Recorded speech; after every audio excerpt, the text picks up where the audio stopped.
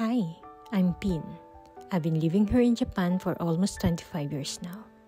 Living in a different country is not quite easy. Wala tayong katulong dito, lahat tayo ang gagawa, walang exemption, may sakit ka man o wala. Welcome to my vlogs, and this is my stories. Napakalamig ngayon dahil umuulan ng snow sa labas. Mag-isa na lang ako pag ganitong oras. Pagkatas ko mag-almusal at saka ako naman gagawin mga gawaing bahay. Mapapaisip siguro kayo minsan, masarap bang tumira sa Japan? Well, para sa akin, dito ako natutong mamuhay mag-isa at tumayo sa sarili kong paa. Malungkot dahil mamimiss mo rin ang mga pamilya mo sa Pilipinas. Pero dahil sa tulong ng internet, isang pindot mo lang parang kasama mo na rin sila. Di kagaya noong una ako dito. Nako, way back 25 years ago, pumunta pa talaga ako ng public telephone booth para lang makausap sila. Hindi pa rin kasi uso noon ng Facebook. Imagine niyo yung mga panahong yun, pahirapan talaga. Good morning everyone! Welcome back to my channel. Ang tagal nating nawala. Pero, pabalik na tayo sa pag-vlog. Sana naman masundan ko araw-arawan.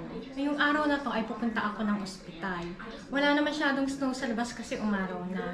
Ngayon, sasamahan ako ni Master. Kung sabagay, lagi naman ako sinasamahan nun. Hintay-hintayin ko lang siya kasi pumunta ng coffee shop. Pagtapos, aalis na tayo. Kailangan ko ring magsuot ng jamba, ng jacket kasi ang lamig. Alam niyo nung una, pagka nag-snow, tuwan-tuwa ako. Ngayon, ayoko na ng snow kasi sumasakit ang ating mga buto-buto. Nagluto na rin pala ako ng ulam para mamaya hindi na kami dadaan ng supermarket para bumili pa ng obento. Kasi karaniwan, kahit na may appointment kami sa ospital, ang haba ng pag-aantay namin. Minsan naabot ng 1 hour, minsan makakauwi kami 2 hours na. Kaya nagluto na lang ako ng ulam para pagdating ko mamaya, hindi na ako aligaga at kakain na lang kami. Narinig ko dumating yung sasakyan, kaya let's go. Nakarating na ako ng ospital. Ang una kong gagawin, magpapa-blood test ako.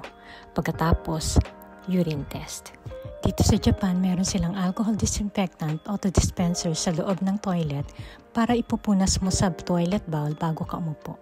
After ko dito, kukunan naman ako ng dugo. After nito, mag-aantay ako ng 1 hour para lumabas ang result. Sobrang organized naman ang ospital dito sa Japan, kaya lang nakakapagod talaga mag-antay. Grabe, nakita nyo ba magkano yung babayaran? Buti na lang may insurance ako. At pagkatas dito, umuwi na kami. Ang lakas pa rin ng ulan sa labas.